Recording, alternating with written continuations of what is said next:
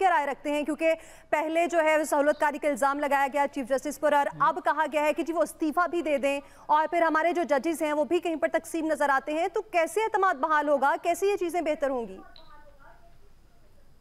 دیکھیے بہرحال میں اس چیز کے یقین رکھتا ہوں اس چیز پہ، اور میرا یہ ایمان ہے کہ جب تک ہم اداروں کو مضبوط نہیں کریں گے تب تک ملکی معاملات آگے نہیں بڑھیں گے. اور اس میں اگر آپ کا آئین پارلیمنٹ کی سپریمیسی کا کہتا ہے، اگر پارلیمنٹ کو سب سے اہمیت دیتا ہے کہ وہی اس ملک کے قوانین بنائیں گے، اس کی پاسداری بھی کریں گے، ان پہ بھی فرض ہے.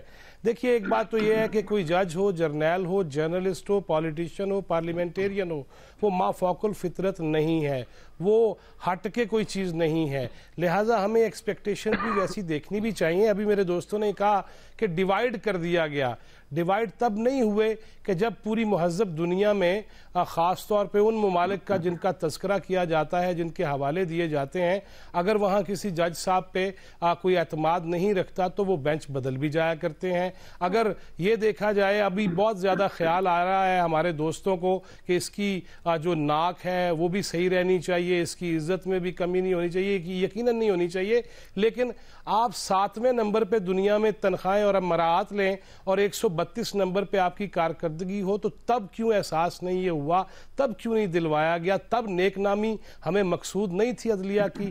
اور رہ گئی بات کہ اس ساری صورتحال میں جب سڑکوں پہ ہم میدان لگائیں گے اور جتھے لے کر نکلیں گے، تب پھر معاملات اگر پارلیمنٹ سے کوسوں دور چلے جائیں اور باہم آپس میں بیٹھنے کی بھی بات نہ ہو، اور اس کے بعد عدالت میں بھی چلا جائے اور تاثر یہ مل جائے کسی نے کسی کو ڈیوائیڈ نہیں کیا، ہر ذی روح جو دیکھ رہا ہے وہ سمجھ رہا ہے کہ یہ جو ہماری عدالت عظمیٰ کے معزز اراکین ہیں، منصب منصفی پہ براجمان ہیں، وہ آپس میں اختلاف کر رہے ہیں، اور اس سے یقیناً جو کلائنٹ ہوتا ہے اس کو یہ حق مل جاتا ہے کہ اگر ایسی کوئی بات ہے. اور خاص طور پہ وہ جو سسیلین مافیا کے الفاظ لکھنے والے تھے، وہ جو پاناما سے اقامہ تک کے پورے فیصلے تحریر کر رہے تھے، ان میں سے اگر کوئی ججز صاحبان ہیں عزت و عفت مآب، تو ان پہ اگر اعتراض ہے تو کرنے میں کوئی حرج نہیں.